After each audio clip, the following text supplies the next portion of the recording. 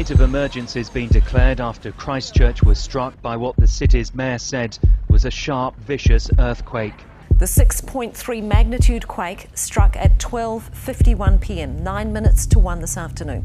It was centred 10 kilometres southeast of the city at a depth of 5 kilometres.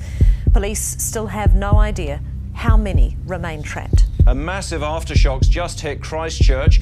We hear phone links have been cut to the city. Now, officials have told One News it's a 6.3 magnitude quake. It toppled buildings, cracked roads, knocked out phone lines. At least 65 people were killed at that point. Thousands were already made homeless.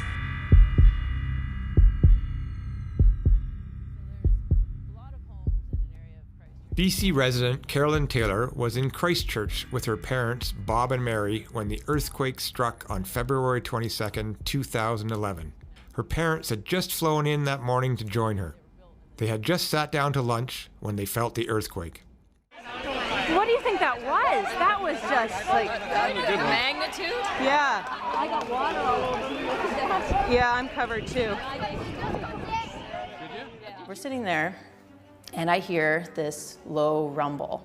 And I probably heard it before my parents heard it, because having been in Christchurch for a couple weeks at that point, there were frequent aftershocks from the September earthquake that was still going on 4 or 5 months later. So my initial thought was, oh, this is great. My parents are going to get to experience an aftershock. They're getting the full Christchurch experience here.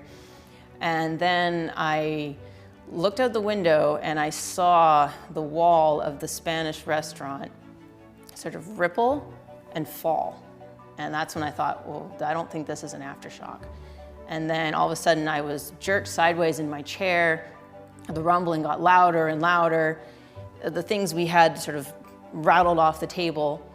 And then I remember being up in the air above the table, all of a sudden looking down, and then I fell onto the ground.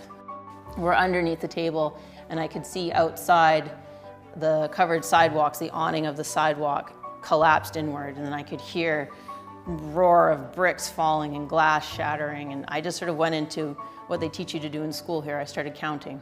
1 1,000, 2 1,000, 3 1,000. We got to about 8 1,000, and the shaking had stopped. Oh my God, look at that. Take a picture of that. This is where we had lunch. Even 5 years later, Carolyn does not like talking about her experience. But she does so to help people in southwest BC understand what it is like to live through an earthquake and why individuals and governments must prepare.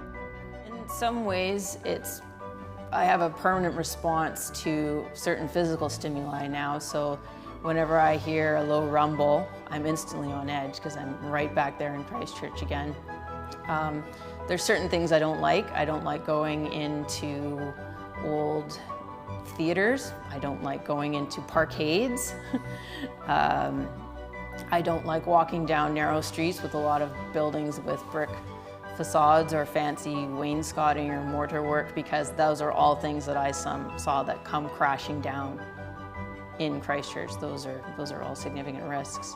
I don't ever speak of if the earthquake now. I say when. I say, oh, I think it irritates people. I say, well, that'll come down in the earthquake. It's coming. It's a reality and we have to face it. So.